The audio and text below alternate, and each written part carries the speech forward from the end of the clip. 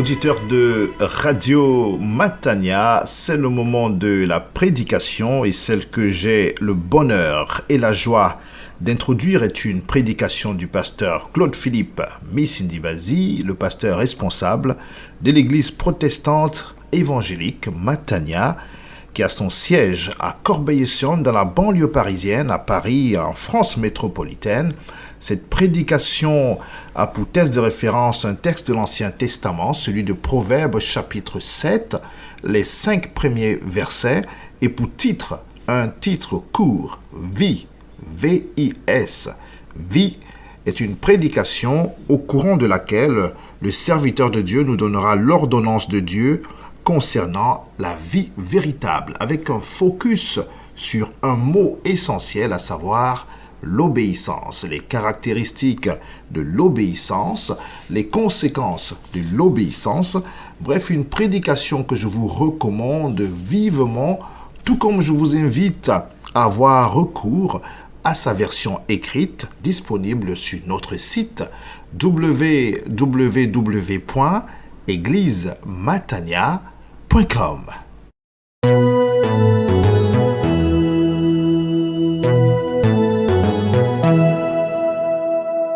Prenez vos Bibles, nous allons méditer ensemble donc un texte tiré du livre des sages, Proverbes, chapitre 7.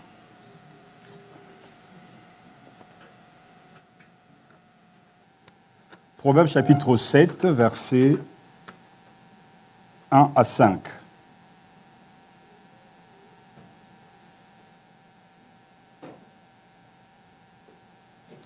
Voilà, nous accueillons cette parole de Dieu avec foi, mais aussi avec joie, malgré ou avec nos problèmes. Amen. Mon fils, garde mes paroles, conserve chez toi mes préceptes, garde mes préceptes et tu vivras. Que mon enseignement soit comme la pupille de tes yeux, fixe-les à tes doigts, inscris-les sur la tablette de ton cœur. Dis à la sagesse, tu es ma sœur. Donne le nom de parente à l'intelligence pour te garder de la femme étrangère, de l'inconnu aux paroles doucereuses. Amen. Le verset 2 nous dit, « Si tu veux vivre, garde mes préceptes et mon enseignement comme la prunelle de tes yeux. » Amen. Prions notre Dieu. Tu es notre Dieu, mais tu es aussi sûrement notre Père. Et nous avons ce privilège de nous adresser à toi, comme un enfant s'adresse à son père, à son papa, pour demander de l'aide, pour demander simplement ta présence, l'aide de ton esprit pour te comprendre. Tu es lumière et nous sommes dans ce monde encore contaminés par le péché, mais nous savons qu'il y a une voie, un médiateur entre nous et toi, Jésus-Christ notre Seigneur.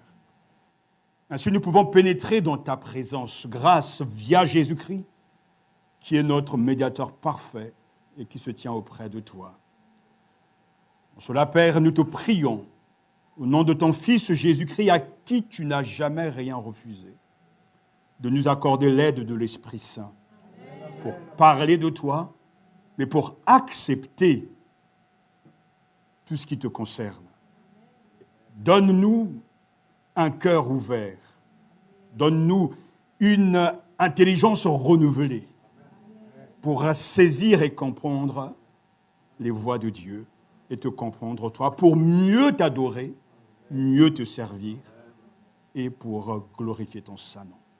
Père, je crois, parce que c'est ainsi, c'est écrit, depuis le commencement, ta parole a toujours été glorifiée. Tu as toujours eu la victoire. Même quand la mort est là, même quand Satan est déchaîné, la parole triomphe toujours. Et je bénis Dieu pour la victoire de la parole ce matin. Non pas la victoire d'un homme, d'un prédicateur, mais pour la puissance et l'onction de la parole. Je te bénis pour le fruit de l'esprit. Au nom de Jésus-Christ. Amen. Asseyez-vous.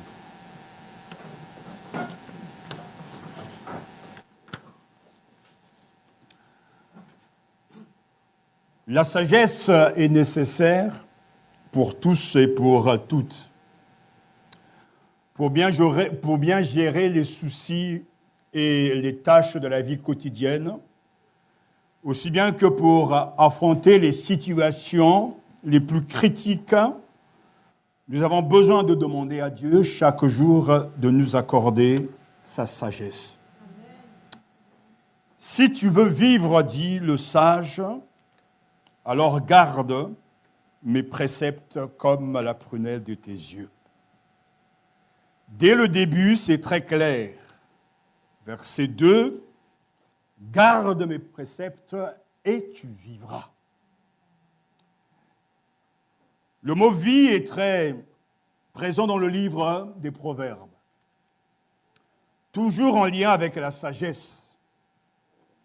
Qu'il est vrai que la préoccupation des sages est de vivre et de bien vivre. Les sages de la Bible sont à la fois de bons vivants et des gens qui cherchent à être également des bien vivants. Au point que l'érudit Chouraki a écrit « Si la vie est la valeur suprême, la sagesse en est la gardienne ». Le sage donc nous dit ce matin, si tu veux vivre, garde mes préceptes et monte mon enseignement comme la prunelle de tes yeux.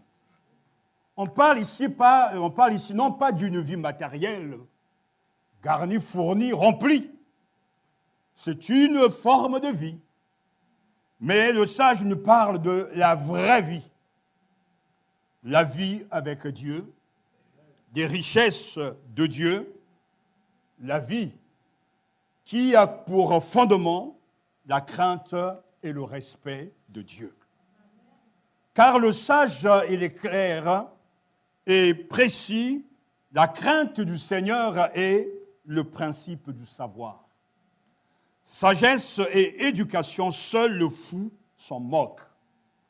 Celui qui respecte Dieu, celui qui marche avec Dieu, celui qui tient à la vie, alors celui-là craindra le Seigneur.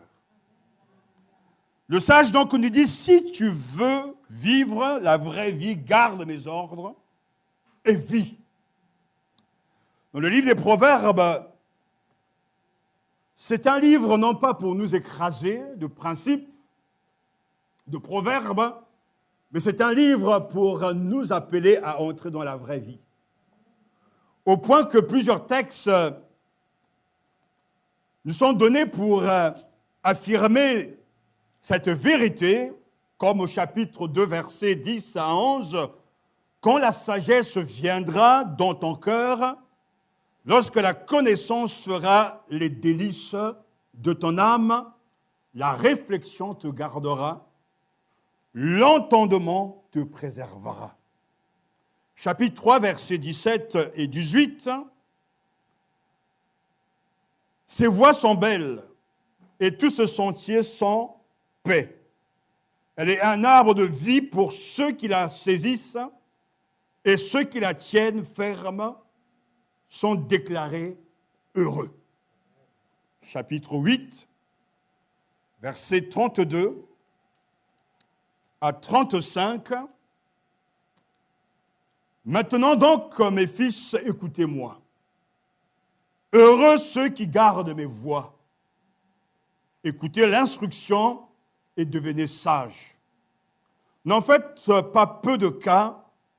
Heureux celui qui m'écoute, qui veille jour après jour à mon seuil, qui monte la garde près des montants plutôt de mes portes, car celui qui me trouve la vie et obtient la faveur du Seigneur. Mais celui qui me manque se fait du tort à lui-même. Tous mes ennemis aiment la mort. Tous mes ennemis aiment la mort. Seigneur, donne-nous aujourd'hui encore une dose de ta sagesse. Pour bien mener nos vies et faire des choix au quotidien conformes à ta volonté et réussir nos vies selon ton dessein et ton projet. Ainsi, l'amour de la vie est un des principaux articles du credo de sages. Oui, les sages d'Israël appréciaient la vie, aiment la vie, y tiennent et la savourent. Ce matin, est-ce que tu as la vraie vie? Je ne te demande pas si tu as la vie, oui, puisque tu es là. Mais tu es entré dans la vraie vie avec un grand V, cette vie que seule une relation avec Dieu peut combler et peut susciter. Si tu veux vivre, garde mes ordres et vis. Un seul impératif, garder, préserver, surveiller, observer, conserver, faire attention au dire de Dieu et à sa loi. Je nous souhaite en cette année vraiment une vie épanouie. Mais je ne suis pas là pour vendre un produit ou commenter un bienfait, mais pour vous montrer et vous apporter l'ordonnance de Dieu concernant la vie véritable. Parce qu'il est bien question de ce matin, au cœur de cette vraie vie, d'un seul mot qui ne se trouve pas dans notre texte, mais le parallélisme va dans le même sens. Ce mot est obéissance. Si tu veux vivre la vraie vie, tu dois être obéissant. Garder les commandements de Dieu comme la pupille de tes yeux. L'on sait que l'œil est l'un de nos biens les plus précieux. C'est ce que suggère bien l'expression prunelle de l'œil. Donc le sage nous conseille de garder les ordres de Dieu comme la prunelle de nos yeux.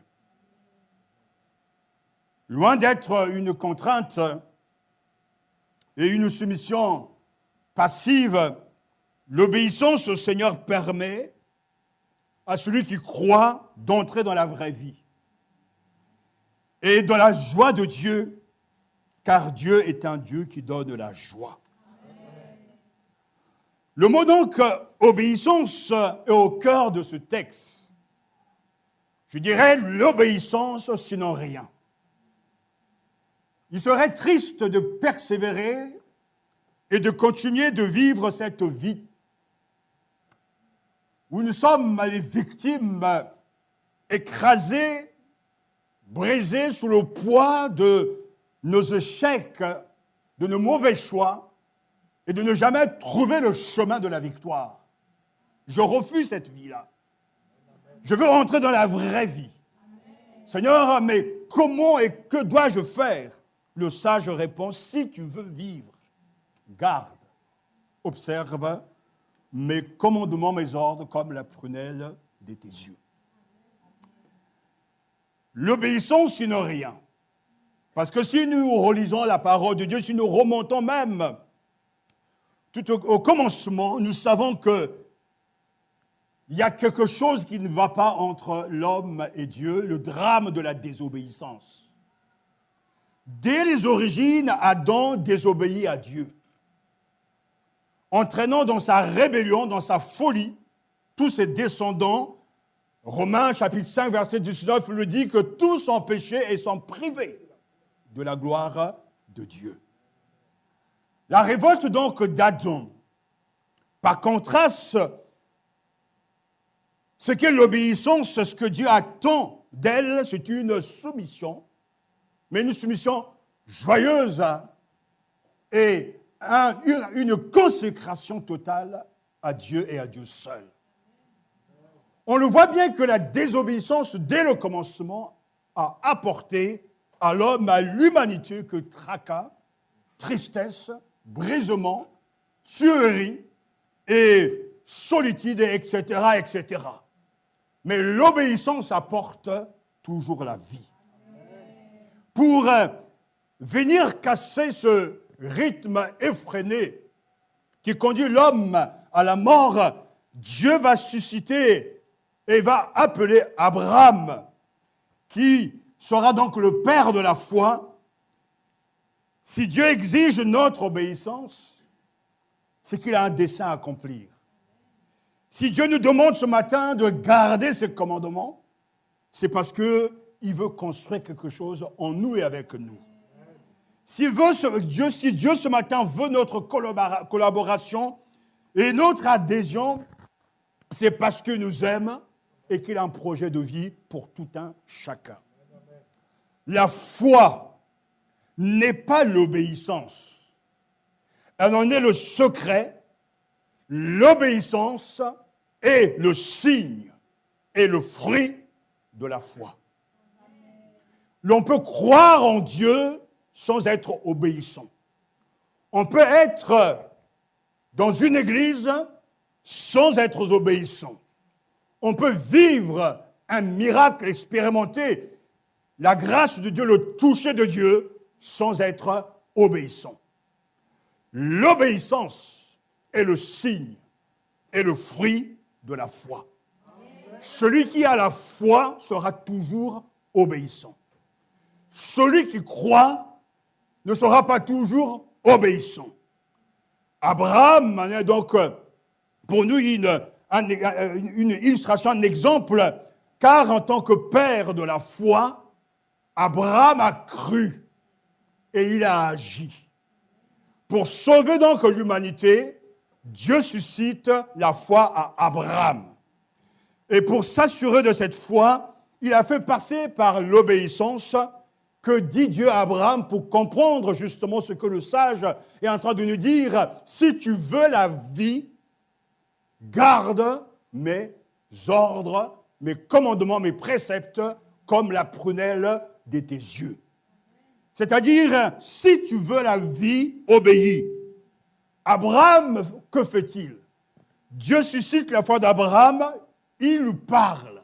D'abord, quitte ton pays, marche en ma présence et sois parfait. Prends ton fils, offre-le en holocauste. Toute la vie d'Abraham repose sur un fondement unique. Ce fondement, c'est la parole de Dieu. Toute l'existence d'Abraham repose sur la parole de Dieu. Mais constamment, cette parole lui impose d'avancer à l'aveugle et d'accomplir même des gestes dont le sens lui échappe. Mais Dieu lui dit, va, quitte, et Abraham partit. Frères et sœurs, il ne peut y avoir de vraie vie si nous ne prenons pas au sérieux la parole de Dieu. Je le dis constamment, il n'y a rien de plus triste qu'un chrétien triste. Ça n'existe pas en fait. Le chrétien entre dans une autre vie, non pas parce qu'il a une grande foi, mais parce qu'il obéit à Dieu. Celui qui n'obéit pas au Seigneur ne pourra jamais jouir des bénédictions spirituelles, parce que l'obéissance est au cœur de tout. L'obéissance à ses préceptes n'est pas une soumission d'esclave, non, mais une démarche d'amour. Oui, il est question ici de garder, de maintenir, de protéger, de rester dans la parole de Dieu. Si tu veux la vie, qui ce matin veut la vie? Mais tout le monde veut la vie, mais ce n'est pas la vie selon le monde. On ne parle pas ici de biens matériels et je ne souhaite pas qu'à la fin de l'année, les gens rendent des témoignages, viennent de rendre des témoignages pour dire « Seigneur m'a béni, j'ai une maison, j'ai une voiture, j'ai plus de vêtements, j'ai un compte en banque qui a pas mal pris des intérêts. » Ok, mais ça c'est humain, c'est terrestre. Mais à la fin de cette année, on va entendre des témoignages où oui, plus je m'approche de Dieu, plus je suis heureux. Plus je marche plus près de Dieu, plus je suis heureux. Oui, ma vie, mon caractère a changé parce que j'ai compris que pour avancer avec Dieu, je dois garder les commandements de Dieu, obéir au Seigneur. Il faut comprendre ce mot. Parce que le mot, généralement traduit par Obéir littéralement signifie entendre, écouter la voix de quelqu'un. Le sage dit, si tu veux la vraie vie, tu dois garder mes préceptes et mes commandements. Qu'est-ce qui veut dire lorsqu'on parle justement d'obéir à Dieu? Cela signifie trois choses. D'abord, prêter attention à ce que Dieu dit. On doit entendre et prêter attention au dire et au discours de Dieu. Ensuite, l'on doit comprendre ce que Dieu est en train de nous dire. Il ne s'agit pas de commenter ou de penser ou d'expliquer soi-même la parole de Dieu. Il faut comprendre le discours de Dieu dans son contexte et ensuite agir en conséquence. Lorsque vous entendrez ce mot « obéir », n'oubliez jamais que ce mot implique ces trois éléments: entendre Dieu, comprendre son discours et agir. Il ne suffit pas de venir entendre et de dire oui, amen, c'est bien. Mais il faut aussi comprendre, accepter et agir en conséquence. Si l'un des éléments fait défaut, on dit que les auditeurs n'ont pas entendu. Il y a plusieurs raisons d'obéir au commandement de Dieu et le sage s'adresse à son fils. Écoute, je veux donc te transmettre un peu de sagesse. Et il y a une différence entre la sagesse, selon le texte biblique, et l'intelligence. On peut être intelligent à l'école, être un bon mathématicien, un bon physicien. On peut réussir dans ses études, avoir des diplômes, être surdiplômé et être lamentable concernant sa vie au quotidien. La sagesse est d'un ordre supérieur. La sagesse nous donne de gérer nos familles, nos choix au quotidien, de gérer notre argent au quotidien, de gérer nos amitiés, nos relations avec la bénédiction de Dieu. Celui qui est sage sait se maintenir, se tenir, c'est parler, se réfléchir avant de parler et aussi c'est transmettre, en tout cas, une éducation selon Dieu. C'est pour cela que nous avons besoin de la sagesse de Dieu. Comment choisir, pour ceux qui sont célibataires, un époux selon le cœur de Dieu, une épouse selon le cœur de Dieu? Il faut la sagesse de Dieu. Comment, justement, faire des projets en incluant nos enfants? Il faut la sagesse de Dieu. Comment bien diriger l'Église du Seigneur qui nous a confié? Il faut la sagesse de Dieu. C'est ainsi, si tu veux la vraie vie, tu dois garder les commandements de Dieu comme la prunelle de tes yeux. Alors, j'aimerais ce matin inciter tout un chacun à aimer et obéir, à vouloir faire la volonté de Dieu, car si nous ne comprenons pas ces choses, nous avons déjà échoué et nos vies ne pourront jamais glorifier Dieu. Jésus a dit, « Celui qui m'a envoyé est avec moi, et il ne m'a pas laissé seul, parce que je fais toujours ce qui lui plaît. » Jean chapitre 8, verset 29. Ce verset est intéressant parce que Jésus affirme très clairement, « Celui qui m'a envoyé est avec moi. Il ne m'a pas laissé seul, parce que je fais toujours ce qui lui plaît. » Et c'est pour cela que Christ a réussi sa vie. Il a échoué selon les critères humains, mais aujourd'hui, il est le Seigneur de tous les hommes. Parce que dans la réalité spirituelle, Jésus-Christ a réellement vaincu le péché, la mort, le diable, et il est devenu le Seigneur de tous les hommes.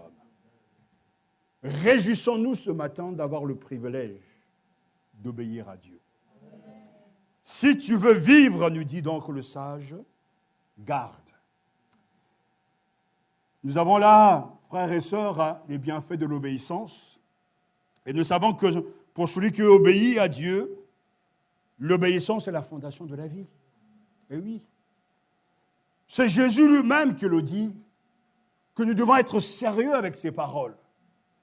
Dans Matthieu chapitre 7, versets 24 à 27, Jésus dira « Quiconque entend de moi ces paroles et les met en pratique sera semblable à un homme prudent qui a bâti sa maison sur le roc. » La pluie est tombée, c'est-à-dire que les difficultés sont arrivées, des aléas de la vie, est tombée, etc.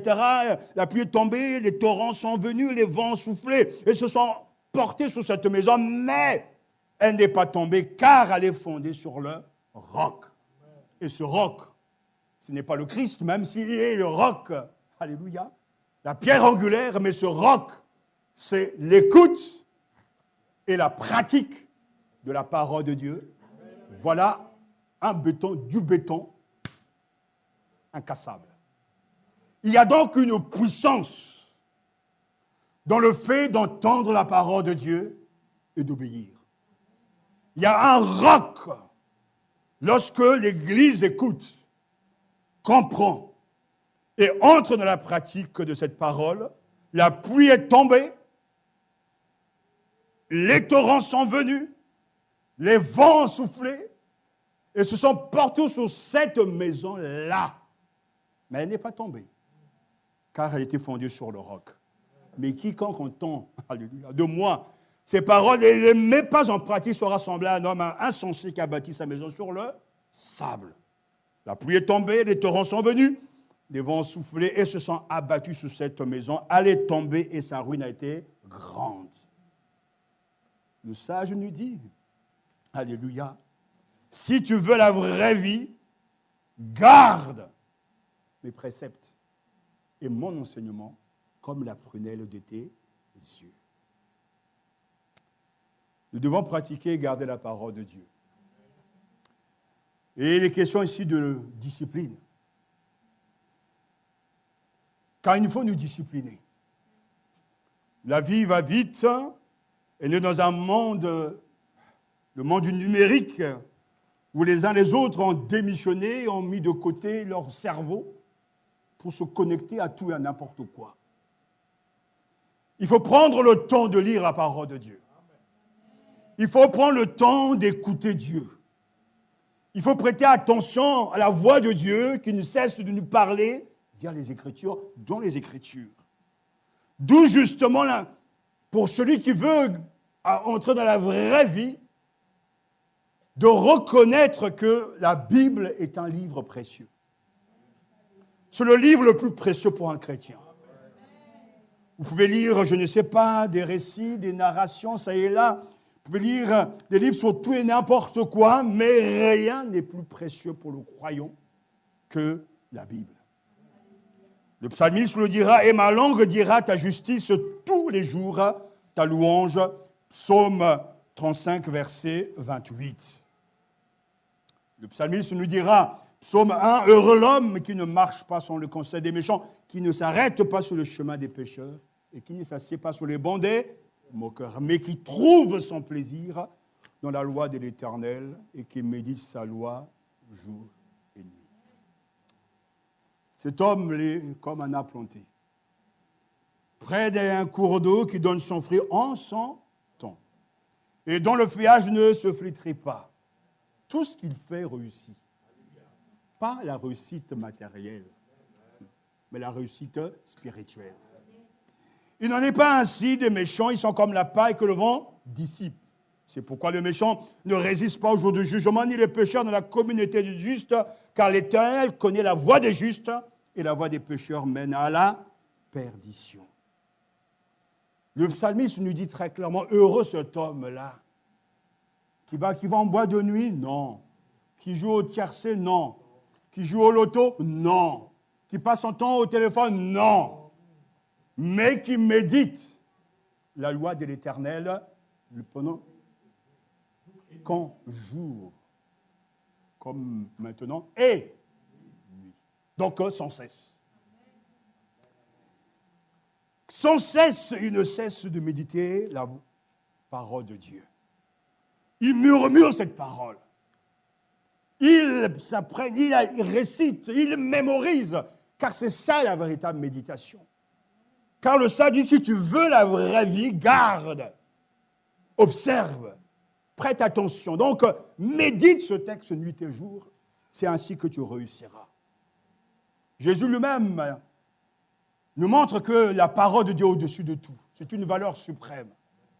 Alors qu'il enseigne, il dit lui-même, or il advient comme il parlait ainsi qu'une femme, éleva la voix du milieu de la foule et lui dit, Heureuses les entrailles qui t'ont porté et les seins que tu as sucés. Mais il dit heureux plutôt ceux qui écoutent la parole de Dieu et l'observent. Jésus met de l'ordre. Jésus donne la priorité à la parole de Dieu. Jésus sait que la parole de Dieu libère, que la parole de Dieu reçue, accueillie, acceptée, guérit. Jésus sait que la parole de Dieu transforme des vies. Jésus sait que pour tout disciple qui veut réussir, il doit se discipliner et doit méditer la parole de Dieu nuit et jour. Que ce livre de cette loi soit toujours sur tes lèvres. Murmure-le jour et nuit afin de veiller à agir selon tout ce qui est écrit. C'est alors que tu seras heureux dans tes entreprises et tu réussiras. Josué chapitre 1, verset 8. Alors ce matin, je me permets de vous poser des questions. As-tu un calendrier de lecture biblique?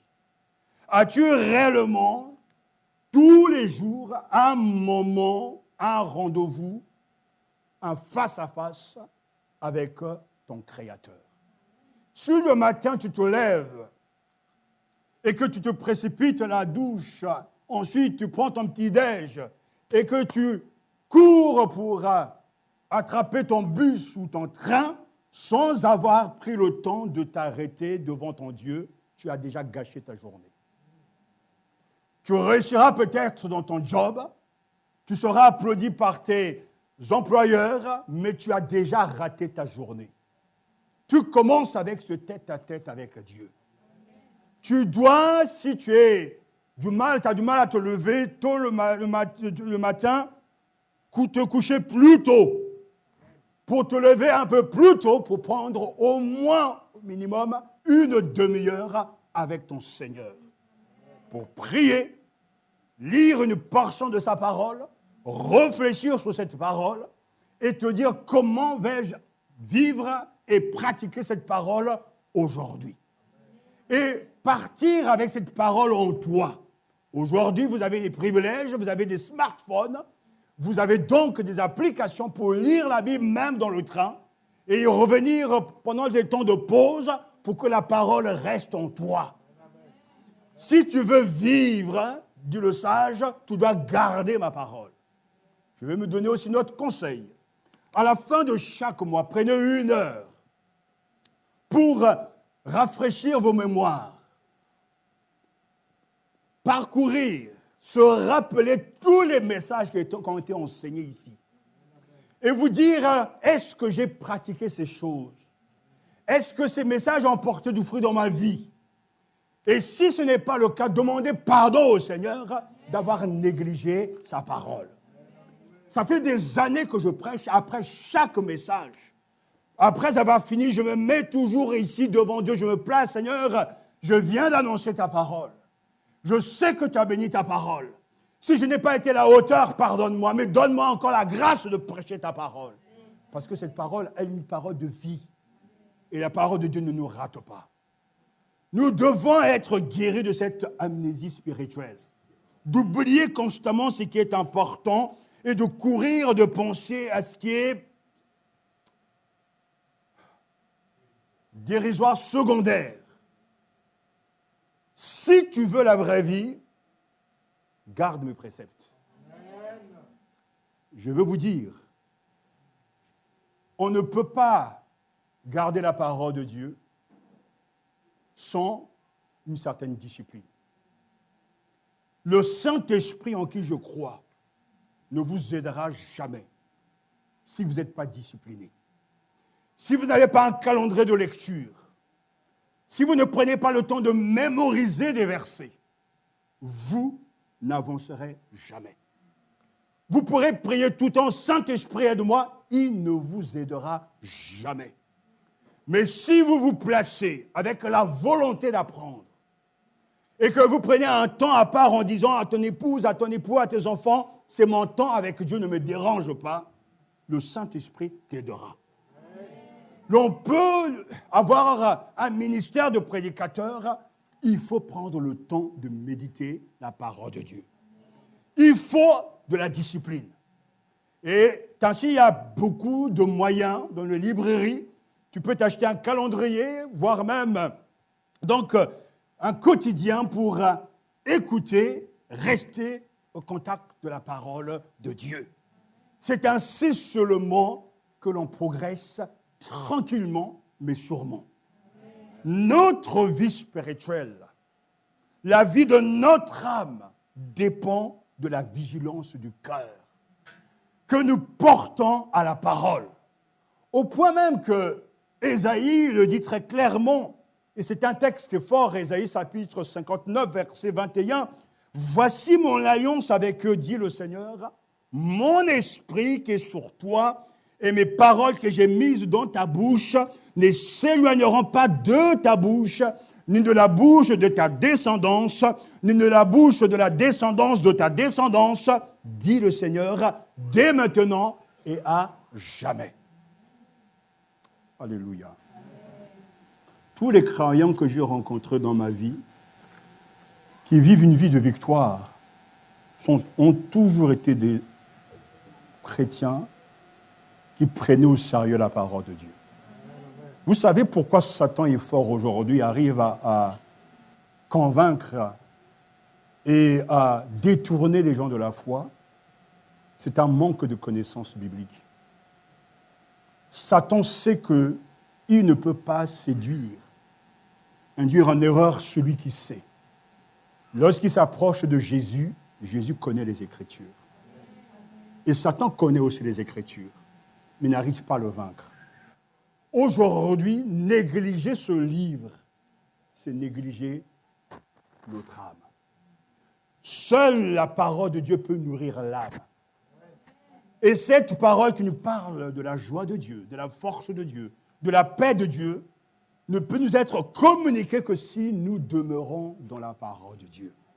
Si tu veux vivre, garde, comme un soldat garde un prisonnier, mes préceptes et mes commandements, comme la prunelle de tes yeux. Si vous savez que le voleur viendra, vous piquez votre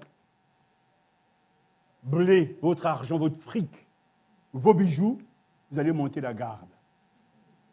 Vous allez placer votre argent dans un coffre quelque part à la banque, à l'abri des regards.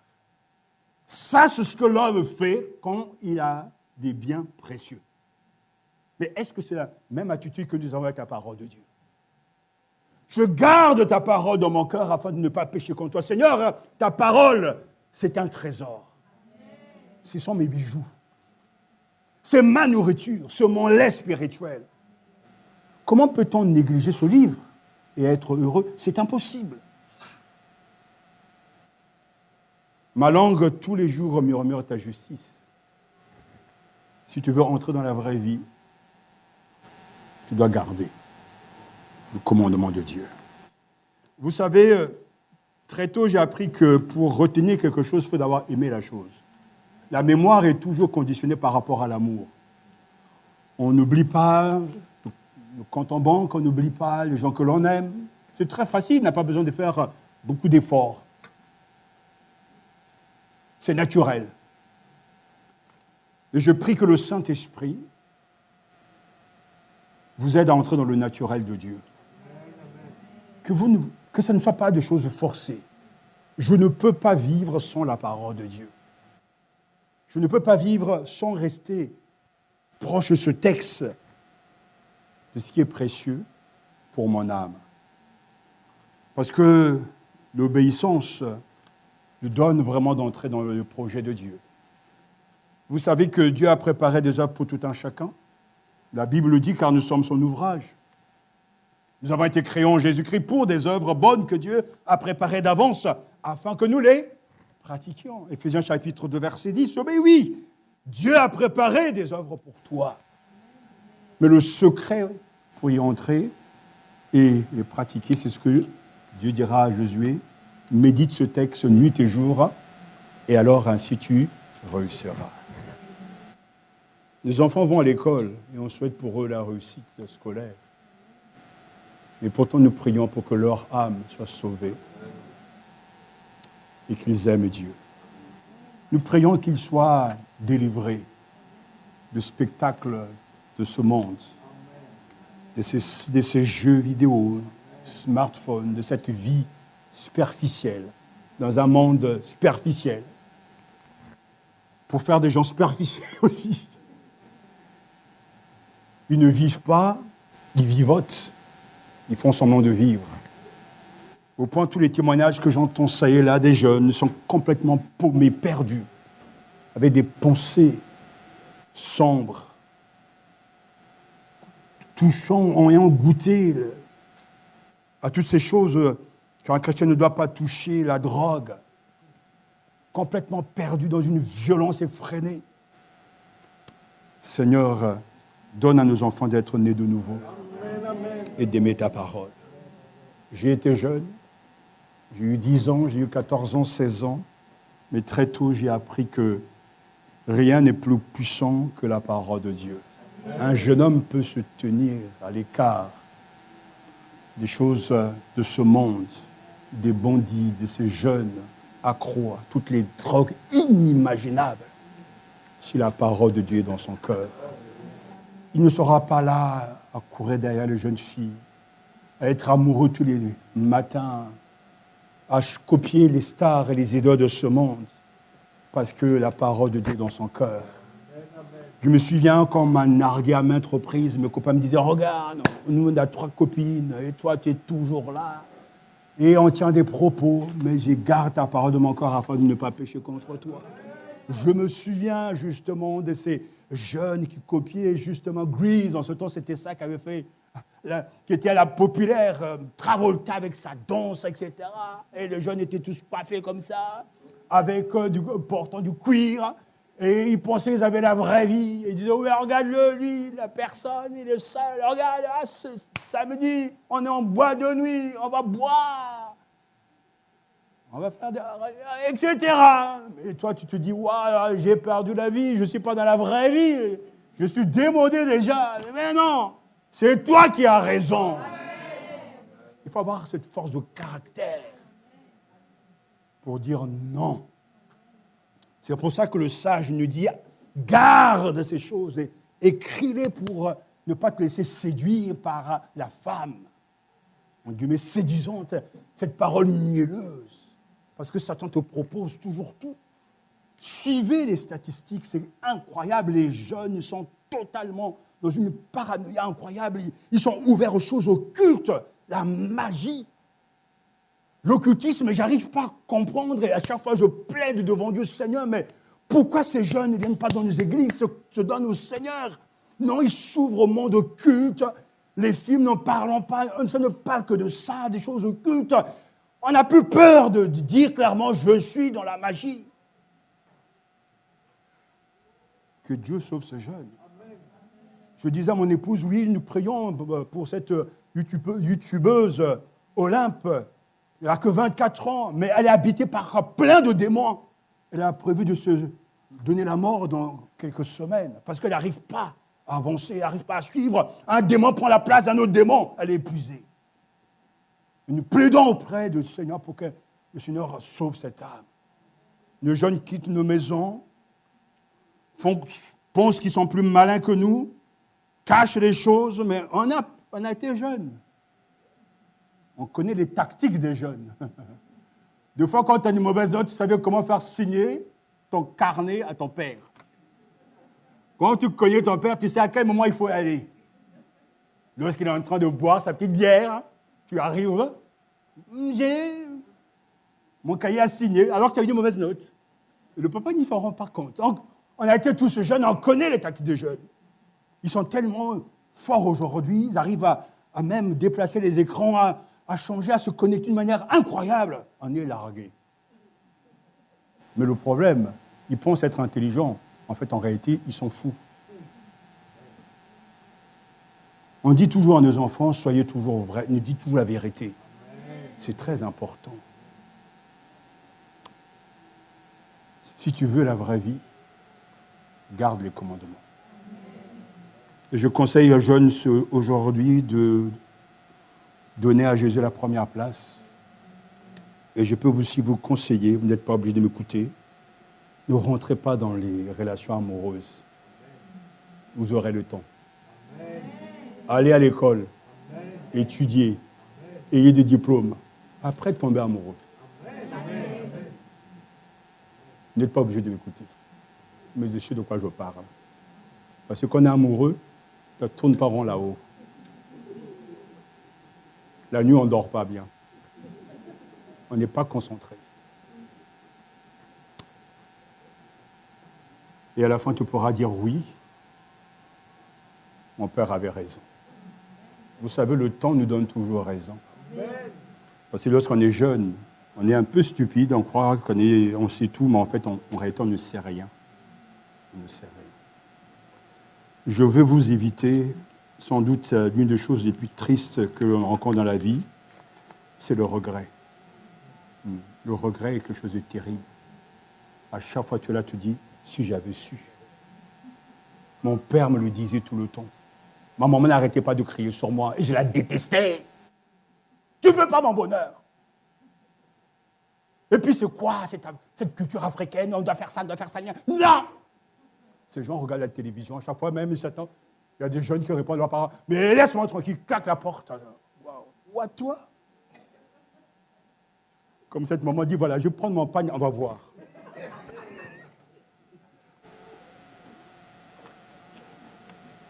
Nous voulons vraiment que nos jeunes soient sauvés. Ouais. Et je crois que ça doit commencer très tôt.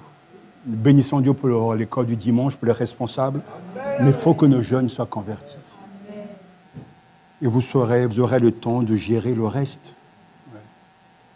D'avoir des enfants, de servir Dieu. Tout ça, ça viendra après. Vous savez à quel âge j'étais amoureux? Ben, je ne vous le dirai pas. Mais j'aimerais terminer ce matin, alléluia. L'obéissance nous rapproche toujours de Dieu et apporte toujours des récompenses. Mais qui a obéi à Dieu? Israël était une maison rebelle, des fils révoltés. De même que par la désobéissance d'un seul, la multitude a été constituée pécheresse, de même par l'obéissance d'un seul, la multitude sera constituée juste. Alléluia. L'obéissance de Jésus-Christ est notre salut. Est-ce que vous entendez? Et nous donne de retrouver l'obéissance à Dieu. Si Jésus-Christ n'était pas obéissant, nous ne serons jamais sauvés. Notre salut dépendait de l'obéissance de Jésus-Christ jusqu'à la fin. L'obéissance de Jésus-Christ est notre salut. Et nous donne de retrouver l'obéissance à Dieu, car le Christ lui-même nous le dit, la vie de Jésus-Christ fut dès son entrée dans le monde et jusqu'à la mort de la croix, obéissance, c'est-à-dire adhésion à Dieu à travers vraiment un détachement des choses terrestres et une consécration sans faille. Il a appris, même étant fils, l'obéissance jusqu'à la mort. Alors, comme je vous ai dit, écouter, comprendre et agir en conséquence. Dieu fait quoi? Il a ressuscité d'entre les morts. Il lui a donné le nom qui est au-dessus de tout nom.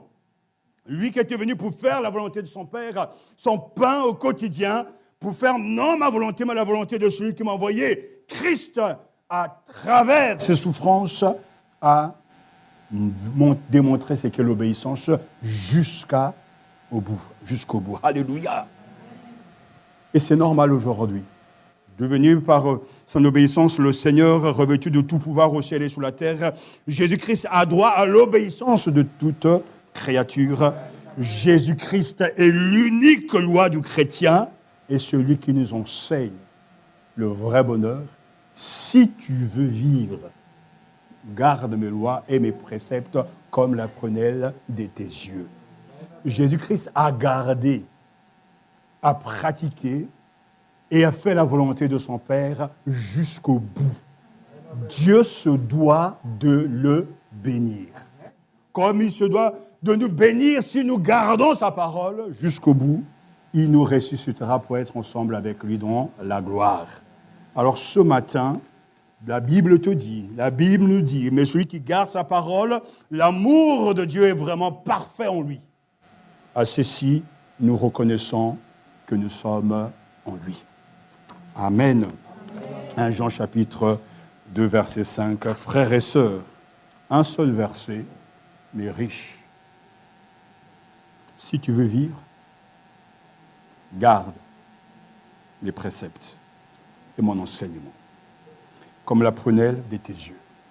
En entrant chez vous, ce soir avant de vous coucher, prenez le temps de réfléchir sur ces choses. Ne laissez pas échapper la parole de Dieu. Je sais que Satan a un pouvoir immense, il est capable de venir voler la parole que vous avez entendue les semaines passées. Comment y faire face? Murmurer, revenir, reciter, reprendre ses notes et prier pour que le Saint-Esprit vous garde. Vous voulez une vie de victoire? Il n'y a pas de secret. Il n'y a pas d'onction en moi. Il n'y a pas d'onction sur aucun prédicateur. L'onction, c'est un livre. L'onction, c'est la parole de Dieu. L'onction, c'est le Saint-Esprit. Vous voulez plus d'onction? Laissez la parole habiter en vous et vous aurez plus d'onction. Vous voulez plus de victoire? Laissez la parole habiter en vous et vous aurez plus de victoire. Vous voulez davantage de paix? Laissez la parole habiter en vous et vous aurez la paix. Parce que la parole de Dieu ne fait que faire pousser les fruits de l'esprit. Si tu veux la vraie vie, garde les préceptes de Dieu.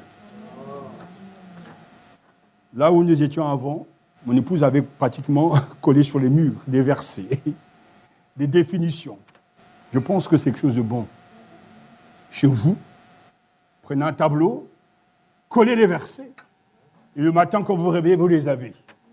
Récitez-les, marchez dedans, habitez dans ces textes, et vous verrez, je vous le garantis, que vos vies seront transformées. Vous vivrez des choses extraordinaires. Parce que Dieu n'a jamais menti, à lui soit la gloire. Amen, amen. Levons-nous pour prier et demander à Dieu des cœurs qui prennent au sérieux sa parole.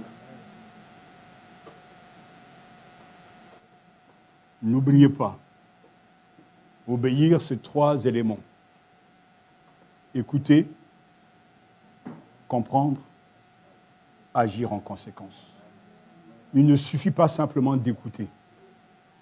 Il ne suffit pas simplement de comprendre, mais il faut aussi agir. Et je vous l'assure que Dieu nous donnera des opportunités pour mettre en pratique ce qu'il nous enseigne. Toujours. Alors prions ce matin de ne pas rater ces occasions, ces opportunités, lorsque Dieu nous conduira. Que 2 personnes nous conduisent à la prière. Louange et gloire à ton saint nom, Seigneur. Honneur à toi parce que tu es vivant. Et cette vie transparaît encore ce matin dans cette salle. En ce que tu nous parles. Tu parles à nos cœurs. Nous saluons, Seigneur, encore ta générosité et ta bonté manifeste. Nous saluons ton amour. Merci vraiment, Seigneur, de tout notre cœur. Nous disons merci. Parce que nous sommes conscients que ce que nous venons de vivre aujourd'hui dans cette salle est la chose la plus importante que nous puissions vivre dans nos vies, à savoir écouter ta parole. Amen. Ta parole ne passe pas. L'herbe sèche, la fleur tombe, mais ta parole demeure éternellement. Seigneur, sois vraiment béni pour ton serviteur. Louange et gloire à toi. Comme nous célébrons le Seigneur Jésus-Christ qui a été obéissant jusqu'à la mort, même la mort jusqu'à la croix, nous célébrons le Saint-Esprit qui, comme vient de nous le dire ton serviteur, très tôt l'a orienté vers des choses vraies. Sur ce qui est essentiel, lui a appris à obéir à ta parole. Seigneur, nous te bénissons pour ce témoignage exemplaire pour nous. Seigneur, nous te bénissons parce que nous avons appris aujourd'hui, nous avons découvert par toi le secret de la victoire. Amen. Savoir écouter ta parole, la comprendre et agir en conséquence. Amen. Notre prière ce matin et que cette parole trouve en nous une terre fertile. Amen. Que nous soyons prompts, Seigneur, à agir en conséquence. Amen. Que nous écoutions ces conseils pour ne pas tomber dans le piège du diable, celui de l'amnésie, du vol, de la sagesse et de la connaissance de Dieu. Que nous puissions, Seigneur, écouter cet exemple, ces conseils, dès aujourd'hui, rentrer chez nous, revoir nos notes, les comprendre davantage dans la prière en demandant au Saint-Esprit de nous assister et de nous enseigner et agir en conséquence. Seigneur, s'il te plaît, ne permets pas que nous soyons des auditeurs oublieux. Comme l'a dit aussi ton serviteur, tu ne manqueras pas de nous donner l'opportunité de mettre en pratique cette parole. Amen. Ne permets pas que nous loupions ces occasions, Seigneur. Maintiens nos esprits en éveil, dans l'attente, afin que lorsque l'occasion se présentera, nous mettions cette parole en pratique. C'est notre prière, Seigneur. C'est notre supplication. C'est notre prière et notre supplication. Au nom de Jésus-Christ. Amen. Merci, Seigneur, pour ta parole, Seigneur, qui est vraiment la lampe au pied du chrétien. Cette parole est notre guide. Cette parole est notre nourriture au quotidien. Le chrétien ne peut vivre sans la parole de Dieu. Et ce matin, Seigneur Jésus-Christ, nous demandons ta grâce, nous te supplions de d'abord nous aider à la comprendre, cette parole. Seigneur, à comprendre ce que tu viens de nous dire par ton serviteur. C'est vrai, Seigneur, nous voulons garder cette parole comme la prunelle de nos yeux. Seigneur, nous voulons être des croyants obéissants. Tu nous dis que l'obéissance vaut mieux que les sacrifices, car tu as rejeté Saül à cause de sa désobéissance. Tu aimes, Seigneur, lorsque tes enfants obéissent. Alors ce matin, Saint-Esprit, aide-nous à chérir ta parole. Aide-nous à aimer cette parole, à la mémoriser, à la garder dans nos cœurs, comme la prunelle de nos yeux. Aide-nous, Saint-Esprit, à vivre selon cette parole, à t'obéir selon cette parole.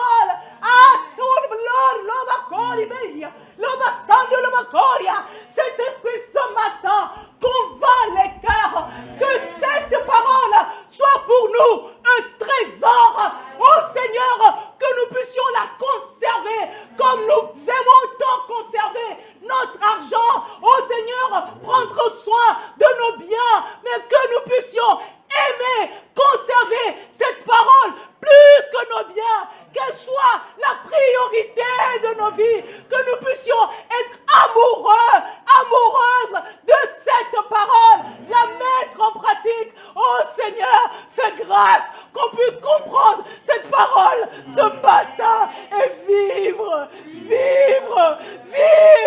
selon cette parole. Oh Seigneur, car sans l'obéissance, on ne verra pas ta face.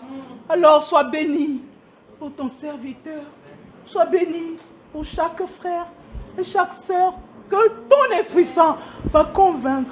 Sois la gloire, Seigneur. Alléluia. Amen. Père Céleste, l'une des tactiques que le diable emploie dans ce siècle, c'est de faire croire que ces réalités éphémères sont des réalités supérieures. Le diable, dans sa puissance, a réussi à inverser les tendances, à dire blanc quand c'est noir, noir quand c'est blanc à tes yeux. Cette séduction touche ceux qui sont dans nos assemblées, qui viennent avec des attentes qui ne pourront jamais être au-dessus des vraies attentes spirituelles, qui cherchent le bonheur dans une relation amoureuse, qui pensent avoir la vie parce qu'ils sont en possession des biens matériels. Selon le sage, ils sont devenus fous. Mais le problème, c'est qu'ils ne le savent pas. Selon le sage, ils sont déjà perdus. Mais le problème, c'est qu'ils ne le savent pas. Seigneur, je t'en prie, donne-leur de savoir que ça, ce n'est pas la vraie vie. Car l'homme peut posséder tout, peut gagner le monde entier, mais pourtant être immensement pauvre à tes yeux. Seigneur, on peut amasser des trésors, remplir ses greniers, mais la nuit même, notre âme nous est réclamée. À quoi tout ça? Je te prie de donner aux jeunes de cette assemblée la sagesse. Pour qu'ils mettent le Christ au-dessus de leurs amis, du ballon rond, des jeux, des smartphones, de toutes ces applis. Seigneur, donne-leur de te comprendre comme étant l'ultime vérité. La priorité des priorités, c'est toi. Donne-leur de vivre leur vie en ayant conscience que c'est une grâce qu'ils ont. Donne-leur la pensée de croire qu'ils ne sont pas tous appelés à vivre jusqu'à 70 ans. Certains mourront même à 20 ans, certains à 15 ans, d'autres à 30 ans. Ils ne sont pas, Seigneur, les maîtres de leur vie. Mets en eux cette pensée, alors qu'ils reculent le temps qu'ils doivent donner leur vie, qu'ils doivent te donner leur vie, Seigneur. Donne-leur la sagesse. Et que cette pensée pénètre en eux. Le temps est court. Tu appelles les uns les autres, même les bébés meurent. Même des enfants de 5 ans meurent. Nous ne sommes pas les maîtres de notre départ. Nous ne pouvons pas nous projeter dans le futur, car nous ne maîtrisons rien. À la fin de cette année, certains d'autres partiront, mais ils ne le savent pas encore. Père, je te prie, donne-leur de donner la priorité. La priorité à ce qui est important. Donne-leur de se débarrasser de cette idéologie que le monde leur inculque. Ces images, ces sagas, ces idoles, ces chanteurs, ces footballeurs, pensant que c'est là la vraie vie. L'argent, la drogue, le sexe, et tout ce qui cela implique. Seigneur, sauve notre jeunesse. Donne-leur la vraie sagesse.